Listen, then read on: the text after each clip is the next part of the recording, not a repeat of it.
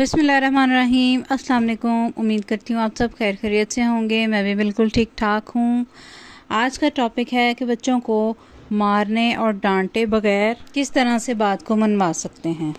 बच्चों को जब भी वालिदैन मारते हैं या डांटते हैं तो वो दो मकसद उनके जहन में होते हैं। एक तो मकसद ये होता है कि हमारे इस डांटने और मारने की वजह से बच्चा जो भी कुछ कर रहा है, जो आप चाहते हैं कि ये ना करे, उससे वो सीखेगा, उससे वो डिस्करेज होगा और डर के मारे खौफ की वजह से उस काम को छोड़ देगा। यहाँ तक का एक मकसद होता है। दूसरी तरफ दूसरा मकसद ये होता है वालिदैन का कि उन्हें खुद पता नहीं होता कि वो उन पर क्यों गुस्सा कर रहे हैं, उन्हें क्यों गुस्सा आ रहा है, और गुस्से में बच्चों को कुछ समझाने की कोशिश करते हैं। मतलब जो कुछ वो बच्चों से चाहते हैं उसे एक्सप्लेन करने की कोशिश करते हैं। फॉर एग्जाम्पल, पेरेंट्स कहते हैं बच्चों को, मैंने तुम्हें मना किया था कितनी दफ़ा कि ये काम नहीं करना। और अक्सर मदर्स कहती हैं कि मैंने तुम्हें मना किया था कि इस तरह से काम नहीं करना, ये काम नहीं करना।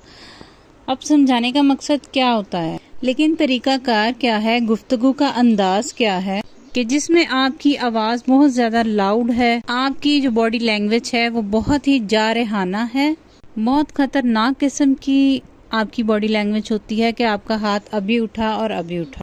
कुछ पेरेंट्स हाथ भी उठाते हैं बच्चों पर और मारते भी हैं बच्चों को, और उनका मकसद होता है कि इसकी वजह से, उनके मार की वजह से, डांट टपट की वजह से बच्चे का बिहेवियर जो है वो ठीक हो जाएगा। यहाँ मैं आपको बताऊंगी कि अगर आपका हदफ ये है कि आप बच्चे के बिहेवियर को, अगर आप नहीं चाहते कि वो रिपीट करे, दोबारा हमारा बच्चा इस तरह की हरकत ना करे या किसी और के सामने हमारा बच्चा इस तरह की गलती ना करे, इस वजह से हम डांट रहे हैं, तो इससे बेहतर तरीका तो ये होता है कि आप उसे मारने और डांटने की बजाय उसको दूसरे तरीके से समझाएं। डांटने का नतीजा क्या होता है, यानी डांटने के बाद क्या रिजल्ट निकलता है।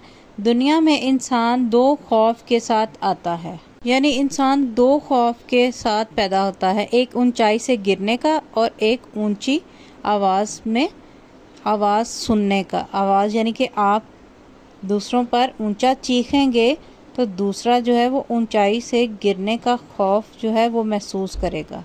ऊंची आवाज़ का खौफ क्यों है? क्योंकि जब भी ऊंची आवाज़ होगी, इंसान का जो लाशऊर है, जो कि सर्वाइवल के लिए काम करता है, जब भी ऊंची आवाज़ होती है तो हमारे जो 5 हवास होते हैं वो फ्रीज हो जाते हैं, यानी हमारा जो दुनिया से कनेक्शन है कम्युनिकेशन का, वो थोड़ी देर के लिए मुअत्तल हो जाता है। इंसान फ्रीज हो जाता है और उसके लाशऊर तक अब कोई बात पहुंच नहीं रही होती। यही वो टाइम होता है जब वालिदैन, पेरेंट्स जो होते हैं, वो बच्चों को समझाने की कोशिश कर रहे होते हैं, क्योंकि आपकी ऊंची आवाज़ की वजह से उसका कम्युनिकेशन नेटवर्क जो है वो अब ख़त्म हो चुका होता है। अब आपकी आवाज़ उस तक नहीं पहुंच रही होती और आप उसे समझाने की कोशिश में लगे होते हैं कि बेटा ये करो, मैंने कहा था वो कर लो, ये करो, ऐसे ना करो, वैसे ना करो।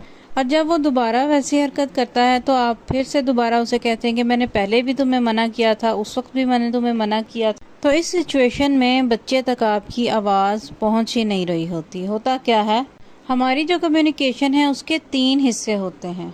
एक हमारी बॉडी लैंग्वेज, जब भी हम बात कर रहे होते हैं तो 55% जो है हमारी बॉडी लैंग्वेज का जो है मैसेज वो लोगों तक जा रहा होता है। 7% जो है वो हमारे वर्ड्स कम्युनिकेट करते हैं और 38% हमारी टॉन्ट, हमारा लबो लहजा जो है ये कम्युनिकेट करती है। अब जब आवाज़ यानी साउंड पिच आपकी हाई होगी, देखें आवाज़ के भी 3 तरीके होते हैं। अब जब मैं आपसे कहूँगी कि आपको ये काम करना है, मैंने ये आपसे ये जो वर्ड्स हैं, ये सेंटेंस है, ये फ्लैट आवाज़ में कहा है। अगर इसको मैं ऊंची आवाज़ में कहूँ ये काम करना है, तो ये लाशऊर में बात नहीं जाएगी।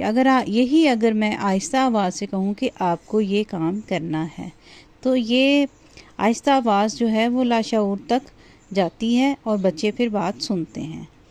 बच्चों के साथ जितना नरमी से बात करेंगे, अच्छे लहजे में, नरम लहजे में बात करेंगे, उतनी जल्दी बच्चे बात को पिक भी करते हैं और समझ भी जाते हैं और आपकी हर बात को मानने भी लगते हैं। उम्मीद करती हूँ मेरी आज की वीडियो आपको पसंद आई होगी। मेरे चैनल को सब्सक्राइब करना मत भूलिएगा। मेरी वीडियोज़ को लाइक करें एंड शेयर करें। मुझे दुआ में याद रखिएगा। इसके साथ ही इजाज़त चाहती हूँ। अल्लाह हाफ़िज़।